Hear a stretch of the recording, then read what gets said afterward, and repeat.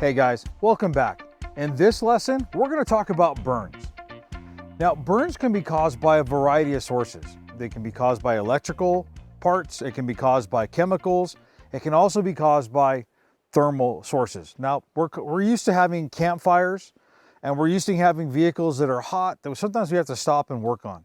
Both of those types of thermal burns can affect our skin. So we're going to focus on those.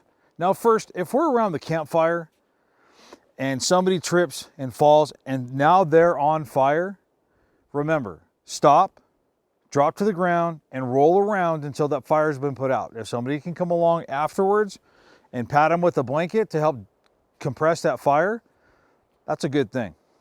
Now let's talk about when we have burns on the skin.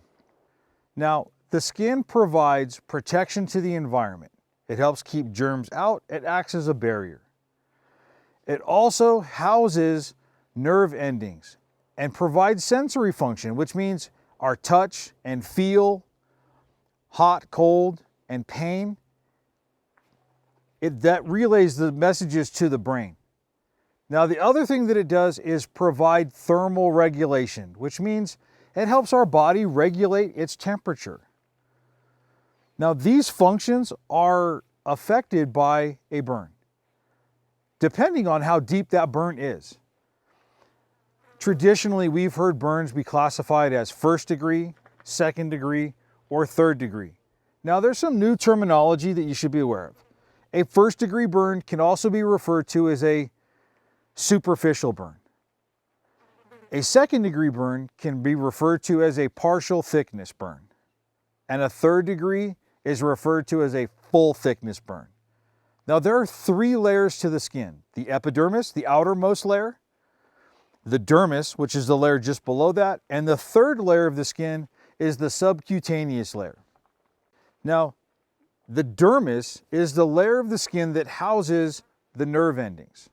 We'll talk about that a little more in a minute. So the 1st degree, or the superficial burn, it only affects the outer layer. It causes redness and pain. This can be achieved from being out in the sun. A sunburn can be a 1st degree burn. It could also end up being a 2nd degree burn, but in most cases, people know it as a 1st degree. Now, a 2nd degree burn is also painful. More painful because now the nerve endings have been affected. Classic sign is having blisters. The damage that the burn has done to the tissue causes to leak fluid, and the blisters show up because of it. Now, the other thing we may notice in this 2nd degree burn is that the skin may look kind of waxy or moist. Now, a 3rd degree burn is going through the epidermis, the dermis, and now into that subcutaneous layer. So it's burning through all 3 layers. With this type of burn, it's common to see dark, leathery looking skin. It's often charred. Now, with this depth of burn, it is common for there to be a lack of pain in that area where we have that 3rd degree burn. There may be pain there from the 1st or 2nd degree burns that are on the peripheral of that deeper burn. So there still may be pain present. Now, there are some critical areas if a person is burned that we have to pay attention to. If a person has been burned in the face, the eyes, the nose, the ears, the mouth, the hands, the feet, and even the genitals. Those are all areas that are vital to survive, vital for life. They're considered critical burns. Now, if we have a burn to the face that affects the nose and the mouth, that makes it even worse. Now we have to be concerned about the person having breathing problems.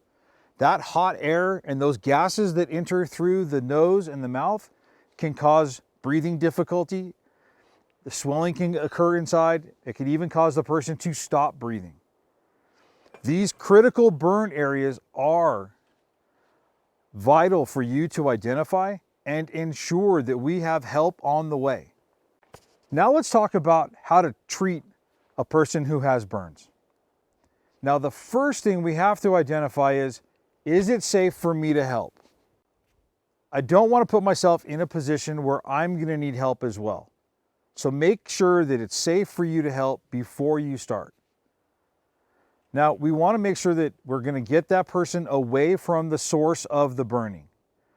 Once they're away and it's safe for us to help, we're going to cool that small burn, that minor burn, by running cool water over it.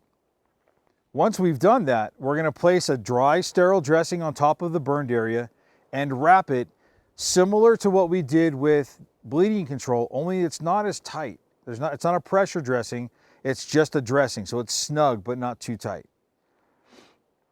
Now, how do I determine the surface area? How much of the burn is minor?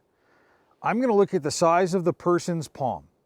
And if it's less than 5 of their palms, I can cool it and protect it.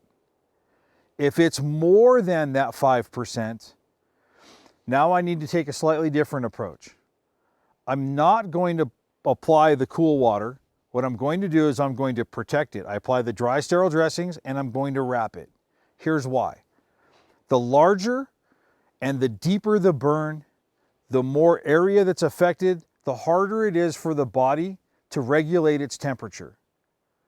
If I use the water on this person, I may cause them to get cold. But the way that the burn has affected the body makes them more vulnerable to cold. So dry, sterile dressing, wrap it, and then seek medical attention. Burns are common. You or somebody you know has probably been burned in the past.